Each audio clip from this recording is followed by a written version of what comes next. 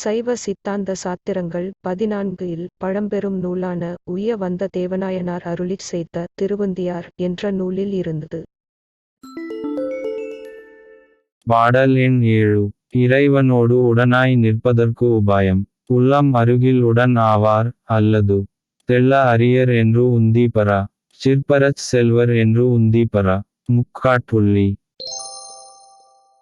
திருவுந்தியார் பாடல் எண் 7. தெளிவுரை. உயிர்கள் உய்யும் பொருட்டு சிவபெருமான் எத்தனை எத்தனை பேர்த்தவி களை செய்து வருகின்றான் என்பதை நினைத்து நாம் உள்ளம் உருக வேண்டும். அத்தகைய நன்றி உணர்வோடு உருக ஆன்ம அறிவை மறைக்கும் ஆணவம் சிறிது சிறிதாக நீங்கி ஆன்மா பக்குவ நிலையினை எய்தும். அந்நிலையில் உயிரின் சிறப்பு இயல்பு வெளிப்பட்டு ஆன்மா இறைவனுடன் கூடி நிற்கும் பெருநிலையை பெறும். இது அன்றி வேறு எந்த முறையாலும் இறைவனை தெளிவாக அறிவது அரிதே ஆகும்.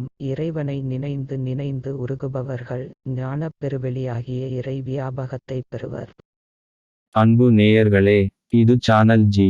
தினம் ஒரு நிகழ்ச்சி உங்களுக்காக ஒலிபரப்பாகிறது. உங்கள் கருத்தை எங்களுக்கு எழுதி அனுப்புங்கள். நீங்கள் எழுதி அனுப்ப வேண்டிய முகவரி podcastchannel@gmail.com. இன்னொரு நிகழ்ச்சியில் மீண்டும் சந்திக்கும் வரை உங்களிடம் இருந்து அன்பு வணக்கம் கூறி விடை பெறுகிறோம். வணக்கம்.